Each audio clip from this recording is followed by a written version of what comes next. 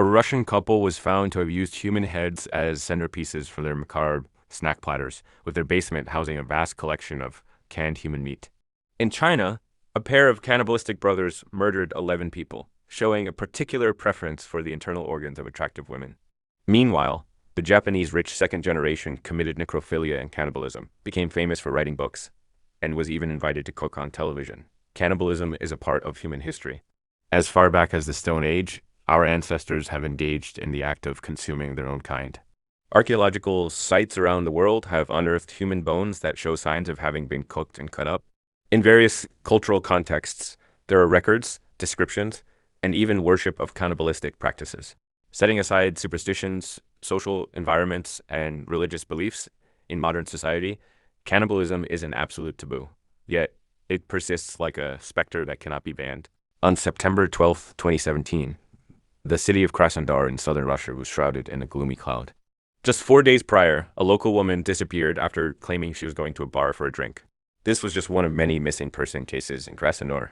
The police, who were investigating, were very troubled, as the city was in uproar over rumors of a serial killer.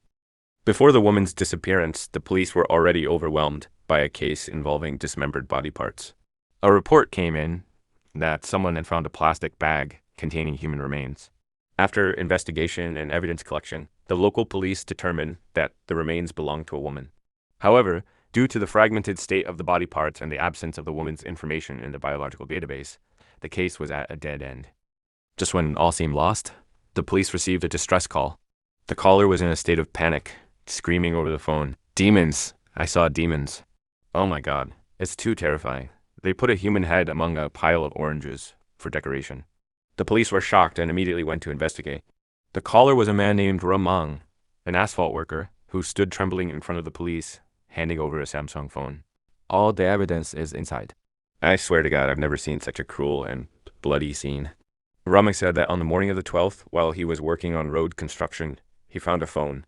Out of curiosity, he picked it up and looked through it, only to be horrified by what he saw.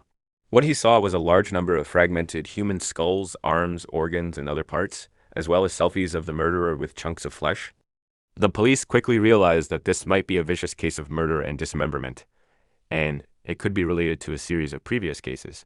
Through technical means, the police quickly located the owner of the phone, who was the middle-aged man in the photos, 35-year-old Dmitry Bakshev, and his wife, Natalia, who was 8 years older than him. After arresting the couple, the police immediately began the interrogation. They both confessed to their murders, including the woman who went missing on September 8th, and the body parts in the plastic bag all were their doing. What happened next was even more chilling. When the police searched the couple's residence, they not only found a large number of cutting tools and bodies soaked in hydrochloric acid solution, but also found cans of human meat stored in the kitchen. It seems that both husband and wife had a particular fondness for meat. After examination, all of the meat found in Dmitry's home was human. These were preserved and canned human meat from 8 different deceased individuals, which means that the couple had killed and eaten at least 8 people. But that's not the scariest part. When the police searched Dmitry's home, they found a total of 19 completely peeled human skins. This means that the number of victims is far more than 8. It could be 19. During the interrogation, Dmitry's testimony was truly shocking. He calmly said that he and his wife had been addicted to the wonderful taste of human flesh since they first tasted it in 1999. Between 1999 and 2017, Dmitry and Natalia killed, dismembered, and shared at least 30 people, making a large amount of human delicacies. They had a clear division of labor for the sake of eating human meat. The husband was responsible for solving the water and electricity issues, and the wife was responsible for pleasing the neighbors. In terms of dealing with the bodies, they even wrote a cookbook, which can be called a real-life version of Hannibal. Once the case was exposed, all of Dmitry's neighbors were shattered. Not only because they couldn't imagine that such a polite and kind couple were actually a pair of perverted cannibals, but also because over the years, they had more or less received human meat pies made by Dmitry and his wife. Let's not rush to summarize the reasons for Dmitry and his wife's obsession with human flesh. Because during their 18 years of crazy cannibalism, a pair of cannibal brothers also appeared in Henan province, China. Compared with Dmitry and his wife, this pair of cannibal brothers made full use of the Chinese people's attention to food. They only ate the internal organs of beautiful women. In April 2004, on a dark night, the young and beautiful prostitute Zhao Ming was covered in blood, trembling in front of the roaring meat grinder. The machine that kept splashing out red juice vaguely showed human body fragments being stirred, and next to her, there was another numb, beautiful woman. She was another prostitute, Li Chunling. Leave the internal organs, they want to eat. Li Chunling reminded Zhao Mei. Zhao Mei was completely scared, silly. She thought that killing and dismembering was already perverted enough, but she didn't expect that the two brothers actually wanted to eat human flesh. Li Chunling nodded numbly and said, I will eat it later. I just had an abortion. They let me make up my body. Xiao Mei collapsed. She has never hated herself so much now. Why did she covet quick money and was targeted by that pair of devil brothers and was forced to kill and dismember? It all started with a bold idea. In the 1990s in China, the monitoring penetration rate was extremely low. The forensic means were backward, and there were all kinds of ruthless people in society. There were people who used bombs to blow up buses, and there were people who killed each other's families without saying a word. Of course, our protagonists are the cannibal brothers Shen Qingjun and Shen Changping. The family of the brothers was good, and they were arrogant and domineering. Their father was very doting, and the two brothers had done a lot of bad things since they were young. Soon, the elder brother Shen Qingjun was arrested and imprisoned at a young age. 3 years after Shen Qingjun was released from prison, he wanted to do a big job, so he took his follower brother Shen Changping out to do business. As expected, he lost all his money and directly led the brothers to become bandits, but this time the brothers learned. In the 1990s, society developed rapidly, and many places suddenly emerged many dazzling entertainment venues. Who has the most money and is easy to approach? It is those women who sell their bodies. Such people with full pockets and soft bodies have no resistance and only stimulate the brothers' bloodthirsty desire. Soon, they selected the first target, Yao. After deceiving Yao into a rental house and killing her, the brothers took the stolen 30,000 yuan and spent it extravagantly, and was soon exhausted. They were pleasantly surprised to find that no one cared about the disappearance of a young lady. Coupled with the limitations of forensic means at the time, they hid in their hometown for a period of time, and this operation directly laid a solid foundation for the brothers' subsequent perverted actions. Soon they did it again. This time, they caught a prostitute named Li Chunling. Yes, that's the woman who had an abortion and dismembered for them. Li Chunling was afraid of death, and when she was about to be killed by the brothers, she proposed to be their accomplice and help them find new prey. The brothers agreed, and in order to control Li Chunling, they asked her to kill a prostitute. Li Chunling had no choice but to do so. After killing a woman with a knife, unexpectedly, Shen Qingjun suddenly said, "What does human flesh taste like?" "I don't know. Maybe it's better than pork." The younger brother replied with drool. Then, Shen Qingjun chopped off the corpse's head with an axe, cut open the stomach, and said to Li Chunling, "Take out her internal organs, fry 2 dishes, and get some wine. Let's eat and drink." Li Chunling was scared to death, but under the pressure of the devil brothers, she still reached out and took out those bloody things and put them in a basin, making a mess of blood, and tremblingly walked into the kitchen. After trying human flesh, the brothers went completely crazy. They kept committing crimes, killing, dismembering, cooking, and eating internal organs, and Li Chunling has been assisting them. Until they met Xiao Maiying, the lucky girl who survived because of counterfeit goods. That night, Li Chunling ordered Xiao Maiying to dismember a corpse, but because the meat grinder was stuck by bones, it was only the second day of purchase, so it needed to be returned. Yao Ming was responsible for handling this, and she was lucky to meet her boyfriend who came to find her on the way and was able to report the case to the police station. In this way, the devilish brothers finally came into the police's sights.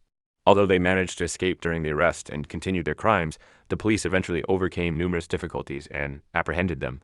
At the time of their capture, the brothers' understanding and appreciation of human flesh had reached a new level. Human meat alone was no longer enough to satisfy their cravings. In their residence, the police discovered a large barrel filled with refined human oil, as well as minced meat and chunks of flesh, leading to speculation that they might have been planning a grotesque feast. Looking back, the Russian couple seemed to favor dry, cured, and canned meats, savoring the natural flavor of the flesh.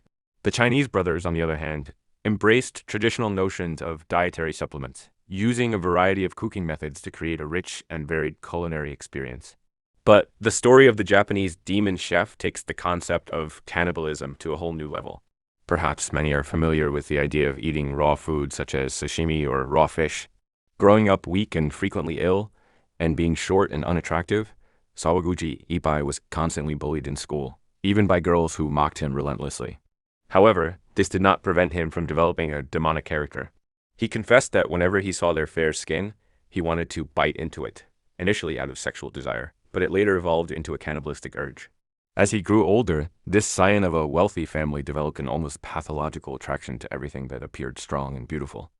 A foreign film further twisted Sawaguchi's perverted sexual and dietary desires. The portrayal of Western women as carefree, wild, and embodying a robust sense of health captivated him. In college, he was drawn to a German female teacher and pursued her relentlessly, only to be rejected. However, Sawaguchi did not give up. This was the first time he wanted to put his cannibalistic fantasies into action. He attempted to sneak into her room with a knife, but was caught due to his nearly landing him in the police station. Undeterred, Sawaguchi became even more obsessed with the idea of consuming a beautiful and sexy foreign woman. In 1977, he went to study at the Sorbonne in Paris, France, focusing on Shakespearean literature. There, he caught the attention of a fellow student named René, and Sawaguchi, looking at the attractive and sensual René, could no longer suppress his deviant desires. He meticulously planned what would become a world-shocking murder. On June 11, 1981, he invited René to his home under the pretense of translating a German poem together. Once inside, the shy René took out the literary works she had prepared to recite. However, Sawaguchi suddenly produced a shotgun and fired at the back of her head, killing her instantly. But for Sawaguchi, the feast had only just begun. In his later autobiography, he detailed the process of necrophilia and cannibalism. He described the elasticity of René's thighs as being so good that he couldn't bite through, requiring a knife to cut. He ate so voraciously that he fell asleep several times, only to wake up and continue eating. He experimented with various ways of consuming her flesh, dipping it in soy sauce, frying it in oil, and storing different parts in the refrigerator for later consumption. Sawaguchi was soon arrested, but his father used his connections to get him extradited back to Japan. Upon his return, Sawaguchi became infamous. He wrote 18 books and poems related to cannibalism, and even made erotic films on the subject. With an attitude of no regrets and a fervent love for cannibalism, he quickly gained global notoriety. He openly flaunted his cannibalistic acts, attracting a following of fans. Some Japanese netizens even contacted him, expressing a desire to be eaten by him. Most bizarrely, the Japanese media, known for sensationalism, invited Sawaguchi to appear on television cooking shows, even allowing him to demonstrate his culinary skills. The tragic death of the French girl Renée at the hands of this perverted murderer, who not only escaped justice but also wrote several books and made a fortune, is a stark reminder that evil can walk among us. One might think such perversions are terrifying and far removed from our own time, especially since the 1990s. However, it's worth noting that Sawaguchi died of COVID-19 in November 2022. In conclusion, these cannibals share several characteristics. The Russian couple claimed to have suffered abuse in their childhood, which affected their ability to interact with others as adults. The Chinese brothers grew up in an environment where they could do as they pleased, leading to a disregard for life. Sawaguchi, in a modern twist, was haunted by unattainable desires from his youth. It's evident that tragic childhood experiences and unique life histories are key factors in creating twisted psychologies. Were they truly obsessed with the taste of human flesh?